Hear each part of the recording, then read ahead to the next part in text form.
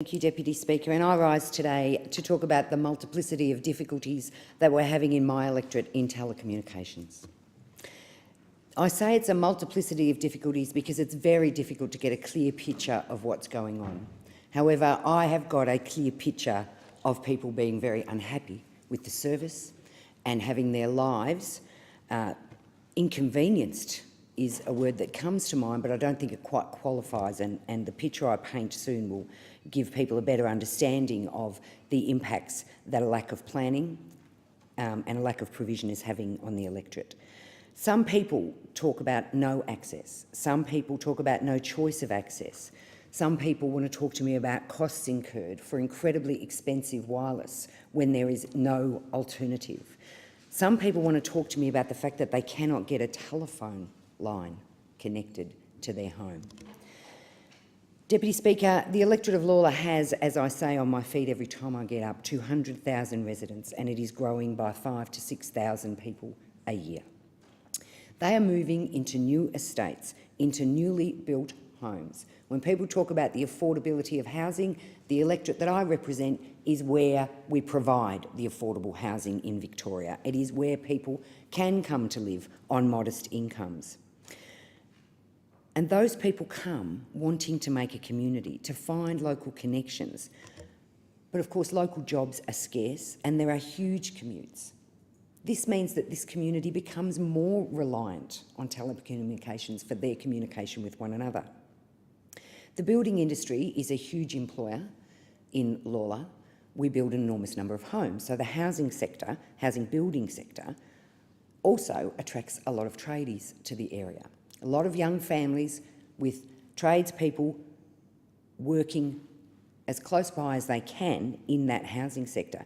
And I had a conversation with a young tradesman with a couple of children just last week. He was in the office, and he came to complain that because of the access issues to the internet, he's missing out on business.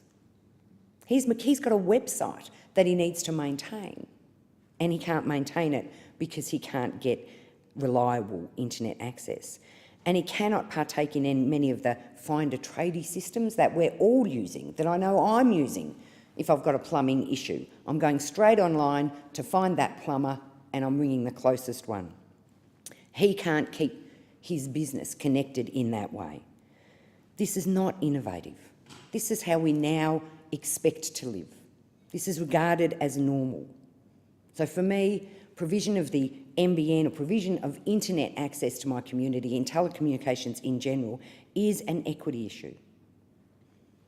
There are large areas. I look at the maps of the ADSL and I look at the maps of the NBN rollout and I find large areas with no coverage within the electorate. These are new suburbs with no coverage. I know the legislation says that now the developer will provide the coverage, but we have a missed timing where we have no coverage and people moving in. There are also issues of streets where one side has internet access and the other doesn't. We are creating within our community haves and have-nots when it comes to communication. And the impact on families, of course, as a former teacher, I know the demands on families for internet access. I know that our schools are now wired for children to be able to upload their homework, to download their homework, particularly in secondary schools, and this causes enormous stress in families. We have a high number of migrant families keen to talk to relatives overseas, utilising Skype and other things that are low-cost provision. The worst of this, Deputy Speaker, is that there were no new areas in Lalor included in the proposed rollout maps last year. No new areas in the fastest growing area and a very poorly serviced area in Melbourne. Deputy Speaker, we've got costs issues on top of that. We've got a $600 additional charge to connect to the NBN from the 1st of July. This will go up to $900 in an area where new homes are people are moving into those new homes every day. That's almost $1,000 extra costs on families looking for affordable housing. Deputy Speaker, next week I'm launching a survey asking locals to tell me those stories so that I can bring them into this parliament. And I will be asking Minister Turnbull and the Abbott government to ensure that in the next round of the NBN Lawler is included and those gaps are filled. I thank